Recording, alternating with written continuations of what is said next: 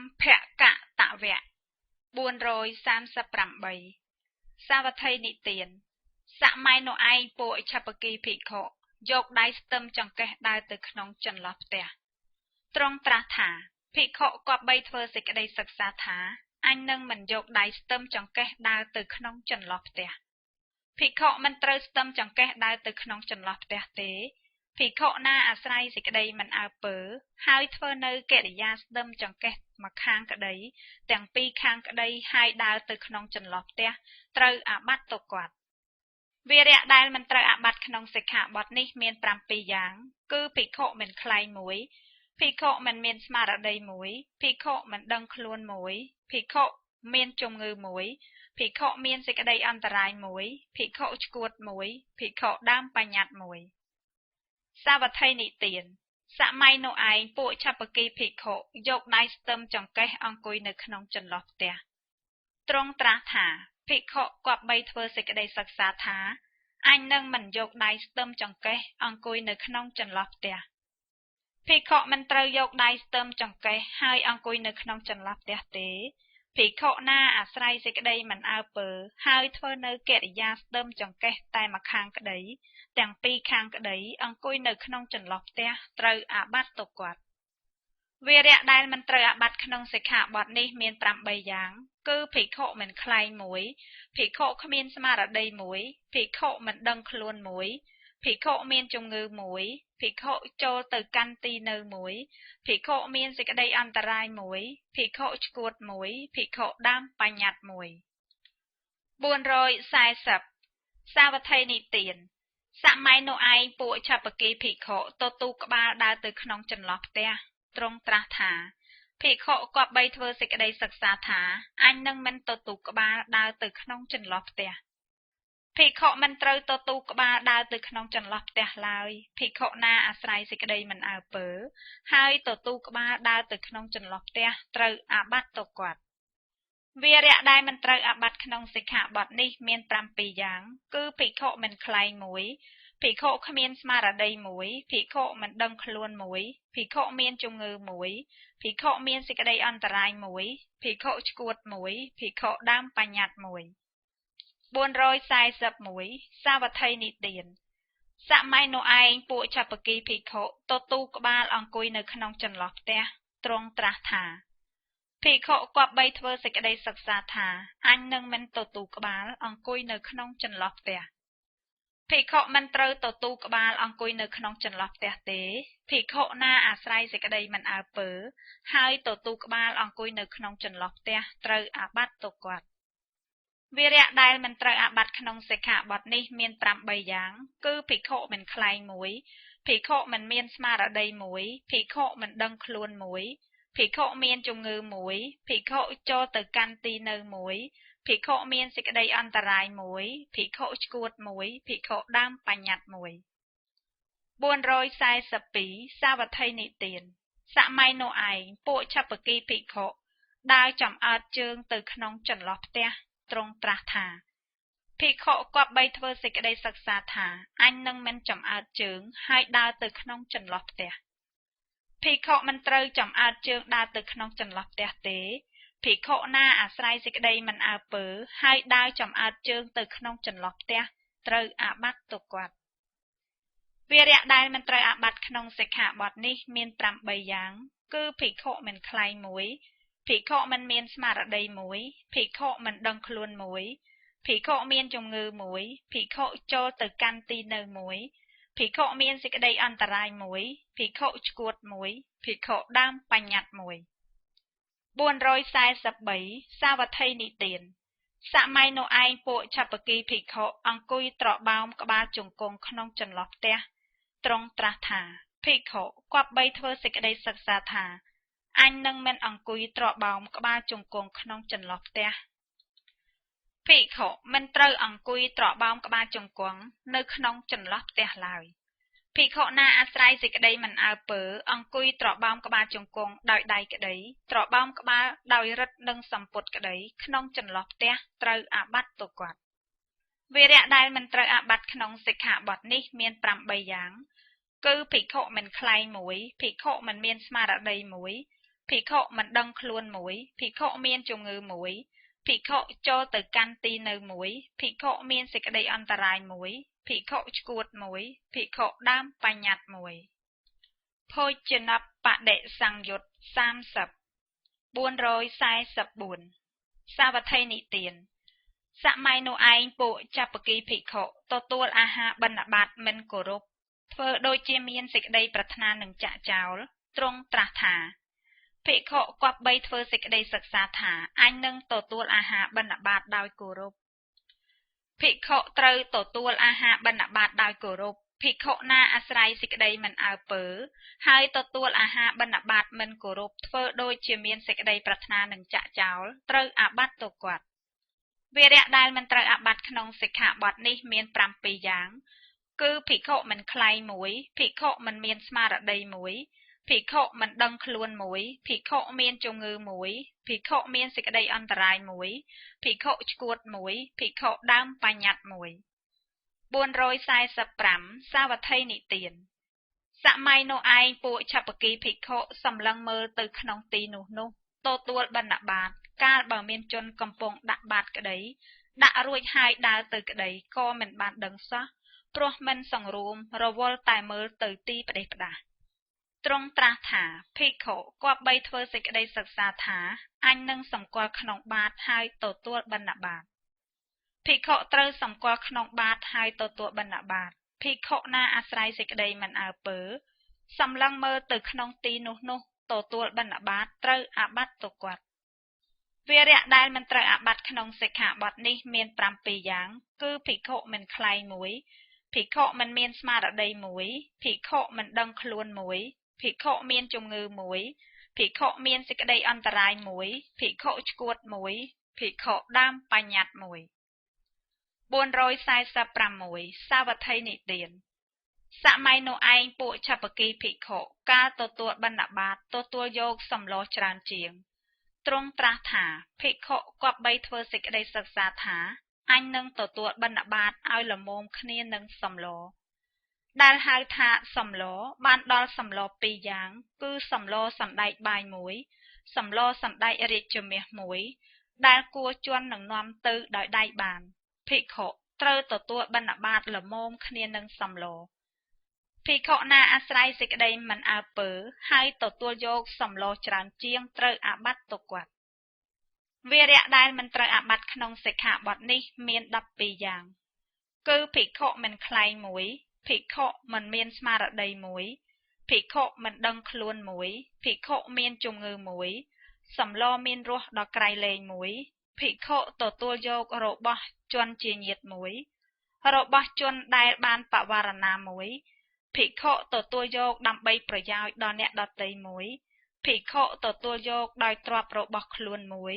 ភិក្ខុមានសេចក្តីអន្តរាយមួយភិក្ខុឆ្កួតមួយភិក្ខុដើមបញ្ញត្តិមួយ447សាវត្ថីនិទានសម័យនោះឯងពួកឆបគីភិក្ខុទទួលបិណ្ឌបាតពេញកំពង់បាតទ្រង់ត្រាស់ថាភិក្ខុគប្បីធ្វើសេចក្តីសិក្សាថាអញនឹងទទួលបិណ្ឌបាតឲ្យស្មើត្រឹមកណ្ដាប់មាត់បាតភិក្ខុត្រូវទទួលបិណ្ឌបាតឲ្យពេញស្មើត្រឹមកណ្ដាប់មាត់បាតភិក្ខុណាអាស្រ័យសេចក្តីមិនអើពើហើយទទួលបិណ្ឌបាតឲ្យកំពុងលើសកណ្ដាប់មាត់បាតទៅត្រូវអាបត្តិទៅគាត់វីរៈដែលមិនត្រូវអាបត្តិក្នុងសិក្ខាបទនេះមាន6យ៉ាងគឺភិក្ខុមិនខ្លាយមួយភិក្ខុមិនមានស្មារតីមួយភិក្ខុមិនដឹងខ្លួនមួយភិក្ខុមានសេចក្តីអន្តរាយមួយភិក្ខុឆ្កួតមួយភិក្ខុដើមបញ្ញត្តិមួយ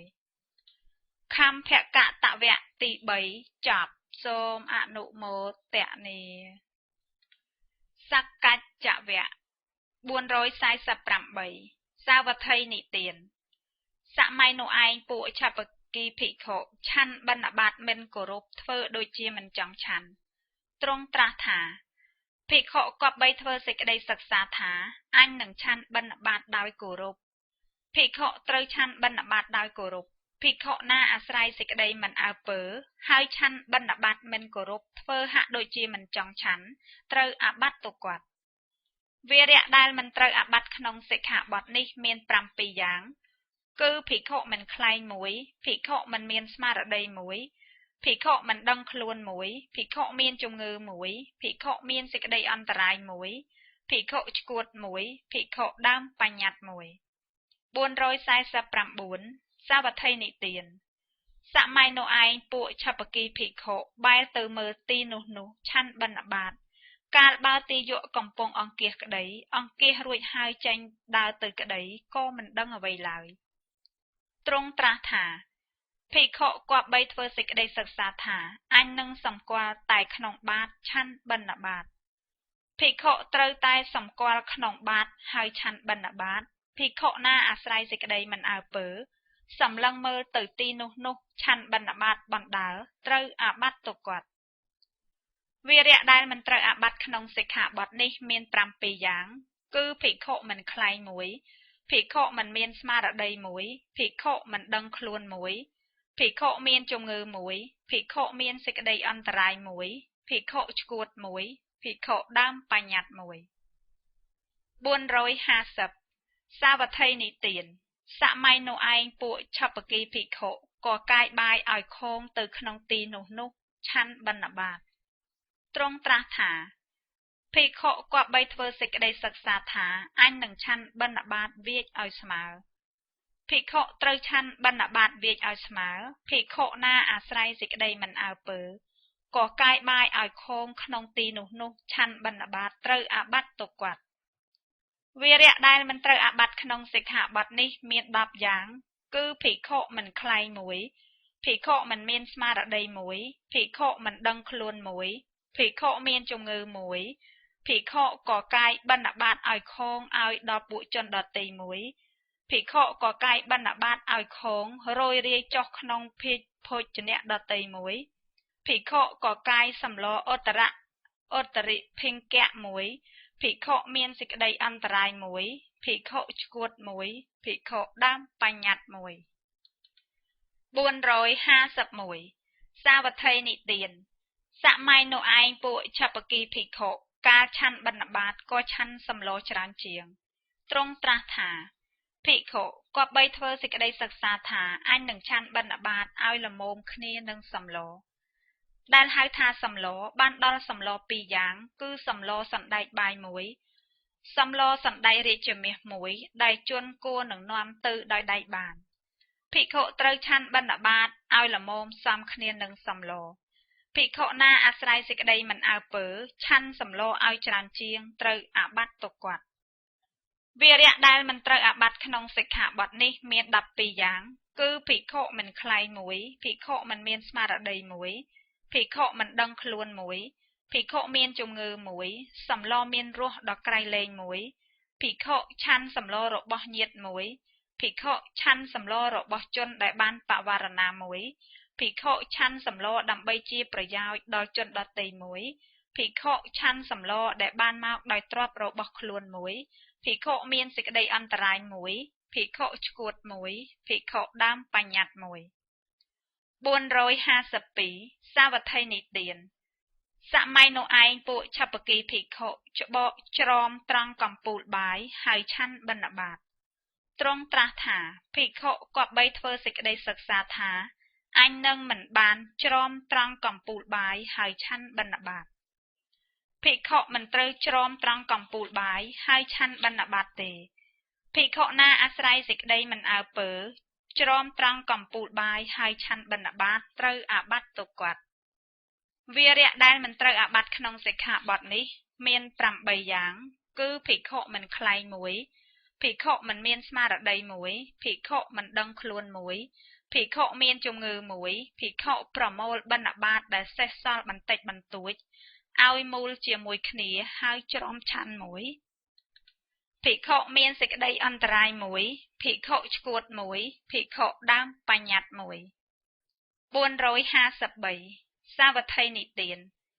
សម័យនោះឯងពួកឆបគីភិក្ខុក៏កាយបាយលុបសម្លខ្លះមកហូបខ្លះព្រោះអាស្រ័យសេចក្តីល្មោបច្រើនទ្រង់ត្រាស់ថាភិក្ខុគប្បីធ្វើសេចក្តីសិក្សាថាអញនឹងមិនក៏កាយបាយលុបសម្លឬមកហូបព្រោះអាស្រ័យសេចក្តីល្មោបច្រើន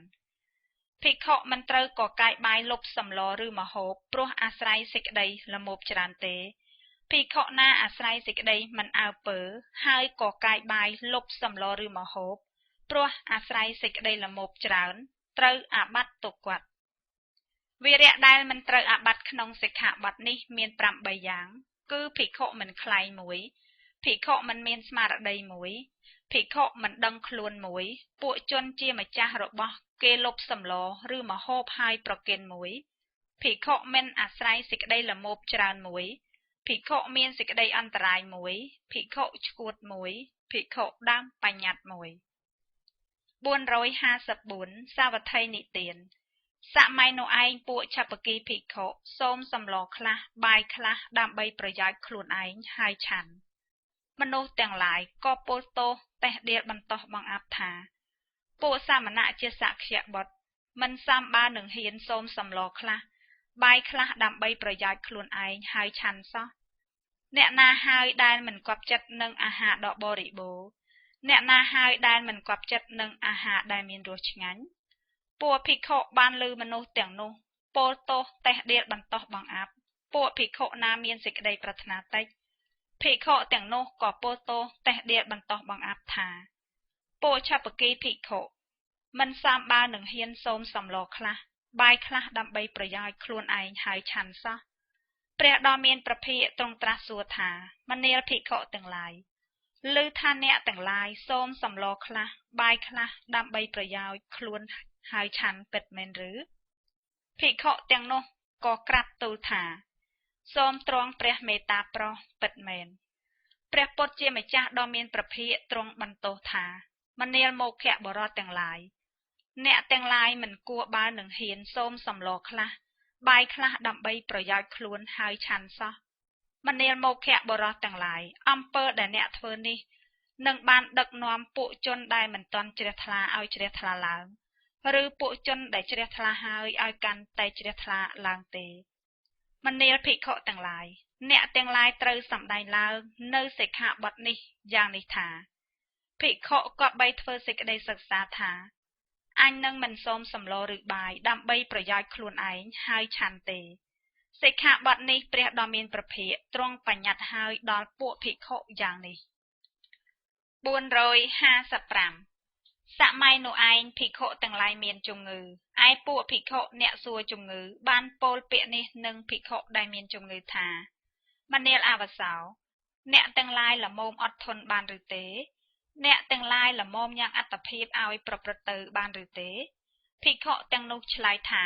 មនាលអវសោពីដើមយើងតែងសូមសម្លខ្លះបាយខ្លះដើម្បីប្រយោជន៍ខ្លួនឯងហើយឆាន់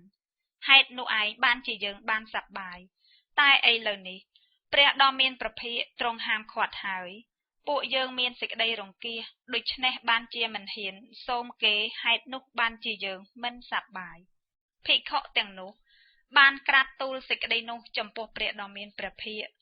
ព្រោះនិទាននេះដំណើរនេះព្រះដ៏មានព្រះភិក្ខទ្រង់ធ្វើនៅធម្មិកថាក្នុងវេលានោះរួចទ្រង់ត្រាស់ហៅភិក្ខុទាំងឡាយមកហើយត្រាស់ថាមនាលភិក្ខុទាំងឡាយតថាគតអនុញ្ញាតដើម្បីឲ្យភិក្ខុដែលមានជំងឺសូមសម្លក្តីបាយក្តីដើម្បីប្រយោជន៍ខ្លួនហើយឆាន់បានមនាលភិក្ខុទាំងឡាយអ្នកទាំងឡាយត្រូវសម្ដែងឡើងនៅសិក្ខាបទនេះយ៉ាងនេះថាភិក្ខុគួរធ្វើសេចក្តីសិក្សាថាអញឥតមានជំងឺ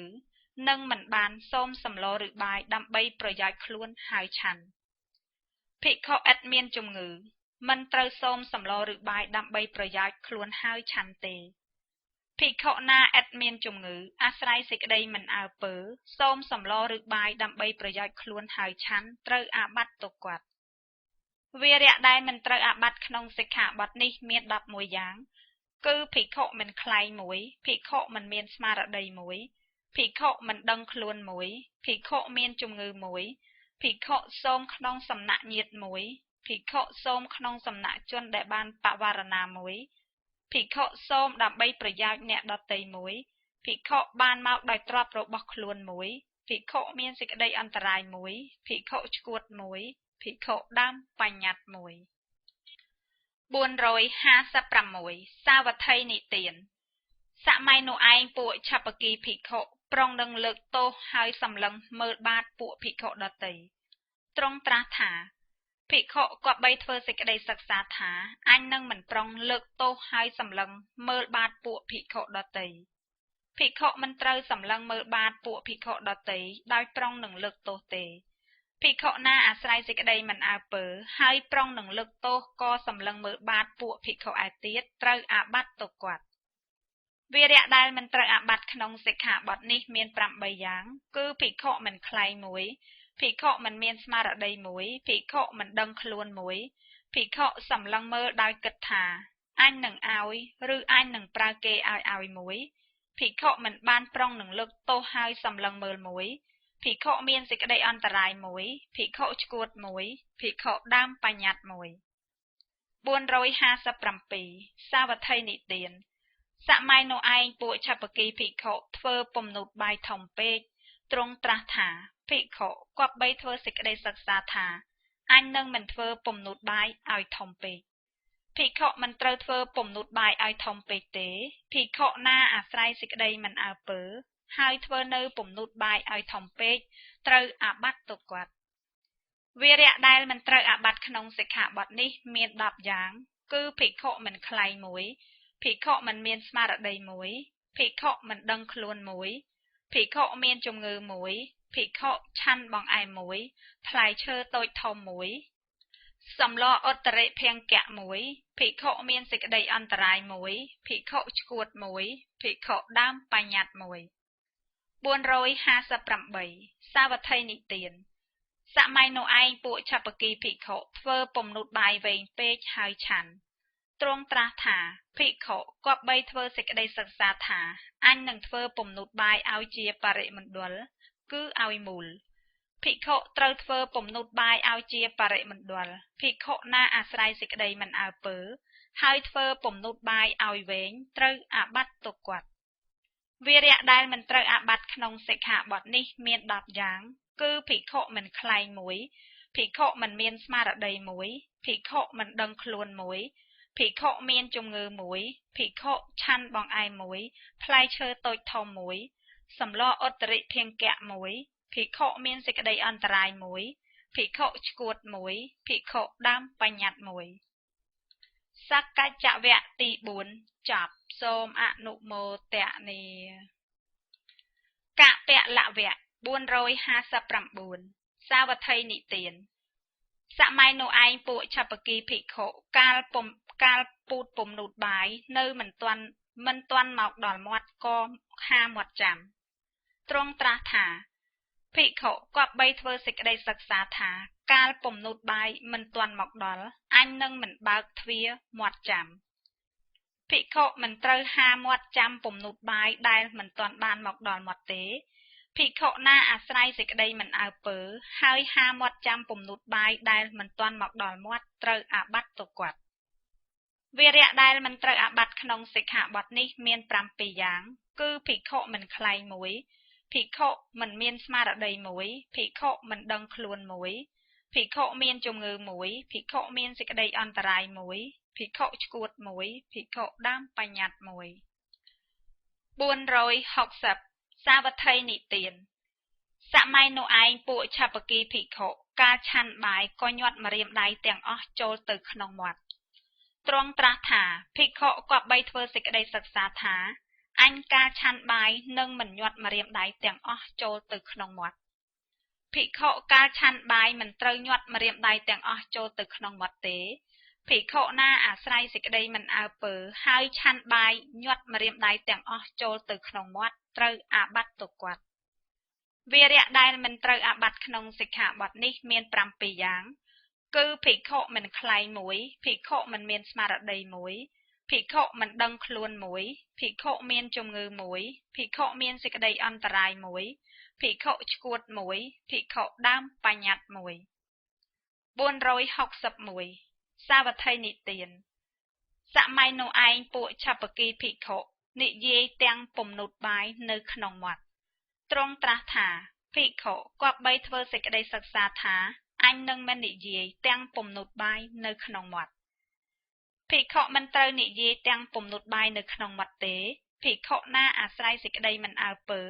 ហើយនិយាយទាំងពំនុតបាយនៅក្នុងមាត់ត្រូវអាបត្តិទុកគាត់វារៈដែលមិនត្រូវអាបត្តិក្នុងសិក្ខាបទនេះមាន7យ៉ាងគឺភិក្ខុមិនខ្លែង1ភិក្ខុមិនមានស្មារតី1ភិក្ខុមិនដឹងខ្លួន1ភិក្ខុមានជំងឺ1ភិក្ខុមានសេចក្តីអន្តរាយ1ភិក្ខុឆ្កួត1ភិក្ខុដើមបញ្ញត្តិ1 462 សាវត្ថីនិទានសម័យនោះឯងពួកឆបគីភិក្ខុឆាន់បោះដុំបាយទៅក្នុងមាត់ទ្រង់ត្រាស់ថាភិក្ខុគប្បីធ្វើសេចក្តីសិក្សាថាអញនឹងមិនឆាន់បោះដុំបាយទៅក្នុងមាត់ភិក្ខុមិនត្រូវឆាន់បោះដុំបាយទៅក្នុងមាត់ទេភិក្ខុណាអាស្រ័យសេចក្តីមិនអើពើឆាន់បោះដុំបាយទៅក្នុងមាត់ត្រូវអាបត្តិទុកគាត់វេរៈដែលមិនត្រូវអាបត្តិក្នុងសិក្ខាបទនេះមាន9យ៉ាងគឺភិក្ខុមិនខ្លែង1ភិក្ខុមិនមានស្មារតី1ភិក្ខុមិនដឹងខ្លួន1ភិក្ខុមានជំងឺ1ភិក្ខុឆាន់បង្អែម1ផ្លែឈើតូចធំ1ភិក្ខុមានសេចក្តីអន្តរាយ1ភិក្ខុឆ្កួត1ភិក្ខុដើមបញ្ញត្តិ1 463 សាវត្ថីនិទានសម័យនោះឯងពួកឆបគីភិក្ខុឆាន់កាន់កាត់ពំនុតបាយទ្រង់ត្រាស់ថាភិក្ខុគប្បីធ្វើសេចក្តីសិក្សាថាអញនឹងមិនឆាន់កាត់ពំនុតបាយភិក្ខុមិនត្រូវឆាន់កាត់ពំនុតបាយទេភិក្ខុណាអាស្រ័យសេចក្តីមិនអើពើឆាន់កាត់ពំនុតបាយត្រូវអាបត្តិទុកគាត់វេរៈដែលមិនត្រូវអាបត្តិក្នុងសិក្ខាបទនេះមាន10យ៉ាងគឺភិក្ខុមិនខ្លែង1ភិក្ខុមិនមានស្មារតី1ភិក្ខុមិនដឹងខ្លួន1ភិក្ខុមានជំងឺ1ភិក្ខុឆាន់បង្អែម1ផ្លែឈើតូចធំ1សម្លឧត្តរិភង្គៈ1ភិក្ខុមានសេចក្តីអន្តរាយ1ភិក្ខុឆ្កួត1ភិក្ខុដើមបញ្ញត្តិ1 464 សាវត្ថីនិទានសម័យនោះឯងពួកឆបគីភិក្ខុឆាន់បៀមពំនុតបាយក្នុងថ្ពាល់គឺបៀមដូចស្វាទ្រង់ត្រាស់ថាភិក្ខុគប្បីធ្វើសេចក្តីសិក្សាថាអញនឹងមិនឆាន់បៀមពំនុតបាយក្នុងថ្ពាល់ភិក្ខុមិនត្រូវឆាន់បៀមពំនុតបាយក្នុងថ្ពាល់ទេភិក្ខុណាអាស្រ័យសេចក្តីមិនអើពើឆាន់បៀមពំនុតបាយក្នុងថ្ពាល់ម្ខាងឬទាំងពីរខាងត្រូវអាបត្តិទុកគាត់វេរៈដែលមិនត្រូវអាបត្តិក្នុងសិក្ខាបទនេះមាន8យ៉ាងគឺភិក្ខុមិនខ្លែង1ភិក្ខុមិនមានស្មារតី1ភិក្ខុមិនដឹងខ្លួន1ភិក្ខុមានជំងឺ1ភិក្ខុឆាន់ផ្លែឈើតូចធំ1ភិក្ខុមានសេចក្តីអន្តរាយ1ភិក្ខុឆ្កួត1ភិក្ខុដើមបញ្ញត្តិ1 465 សាវត្ថីនិទានសម័យនោះឯងពួកឆបគីភិក្ខុឆាន់រលាស់ដៃទ្រង់ត្រាស់ថាភិក្ខុគប្បីធ្វើសេចក្តីសិក្សាថាអញនឹងមិនឆាន់រលាស់ដៃភិក្ខុមិនត្រូវឆាន់រលាស់ដៃទេភិក្ខុណាអាស្រ័យសេចក្តីមិនអើពើឆាន់រលាស់ដៃបណ្ដាលត្រូវអាបត្តិទុកគាត់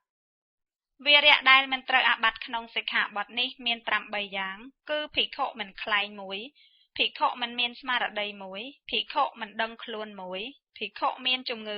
1ភិក្ខុចោលសម្រាមហើយរលាស់ដៃ1ភិក្ខុមានសេចក្តីអន្តរាយ1ភិក្ខុឆ្កួត1ភិក្ខុដើមបញ្ញត្តិ1 466 សាវត្ថីនិទានសម័យនោះឯងពួកឆបគីភិក្ខុឆាន់ធ្វើគ្រាប់បាយជ្រុះឲ្យជ្រុះរយរាយទ្រង់ត្រាស់ថាភិក្ខុគប្បីធ្វើសេចក្តីសិក្សាថាអញនឹងមិនឆាន់គ្រាប់បាយឲ្យជ្រុះរយរាយភិក្ខុមិនត្រូវឆាន់ធ្វើគ្រាប់បាយឲ្យជ្រុះរយរាយទេភិក្ខុណាអាស្រ័យសេចក្តីមិនអើពើឆាន់ធ្វើគ្រាប់បាយឲ្យជ្រុះរយរាយត្រូវអាបត្តិទុកគាត់វេរៈដែលមិនត្រូវអាបត្តិក្នុងសិក្ខាបទនេះមាន8យ៉ាងគឺភិក្ខុមិនខ្លែង1ភិក្ខុមិនមានស្មារតី1ភិក្ខុមិនដឹងខ្លួន1ភិក្ខុមានជំងឺ1ភិក្ខុចោលសម្រាមដោយទៅទាំងគ្រាប់បាយ1ភិក្ខុមានសេចក្តីអន្តរាយ1ភិក្ខុឆ្កួត1ភិក្ខុដើមបញ្ញត្តិ1 467 សាវត្ថីនិទានសម័យនោះឯងពួកឆបគីភិក្ខុឆាន់លៀនអណ្ដាតទ្រង់ត្រាស់ថាភិក្ខុគប្បីធ្វើសេចក្តីសិក្សាថាអញនឹងមិនឆាន់លៀនអណ្ដាតភិក្ខុមិនត្រូវឆាន់លៀនអណ្ដាតទេភិក្ខុណាអាស្រ័យសេចក្តីមិនអើពើឆាន់លៀនអណ្ដាតត្រូវអាបត្តិទុកគាត់ វារៈដែលមិនត្រូវអាបត្តិក្នុងសិក្ខាបទនេះមាន7យ៉ាងគឺភិក្ខុមិនខ្លាយមួយភិក្ខុមិនមានស្មារតីមួយភិក្ខុមិនដឹងខ្លួនមួយភិក្ខុមានជំងឺមួយភិក្ខុមានសេចក្តីអន្តរាយមួយភិក្ខុឆ្កួតមួយភិក្ខុដើមបញ្ញត្តិមួយ468សាវត្ថីនិទានសម័យនោះឯងពួកឆបគីភិក្ខុឆាន់ធ្វើសំឡេងឮខ្ចប់ខ្ចប់ទ្រង់ត្រាស់ថាភិក្ខុគប្បីធ្វើសេចក្តីសិក្សាថាអញនឹងមិនឆាន់ធ្វើសំឡេងឲ្យឮខ្ចប់ខ្ចប់ភិក្ខុមិនត្រូវឆាន់ធ្វើសំឡេងឲ្យឮខ្ចប់ខ្ចប់ទេ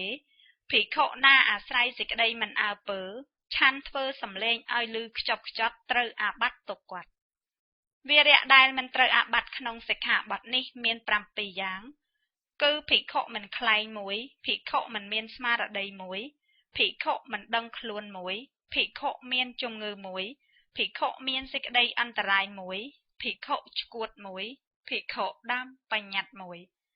កពលវៈទី5ចប់សូមអនុមោទនា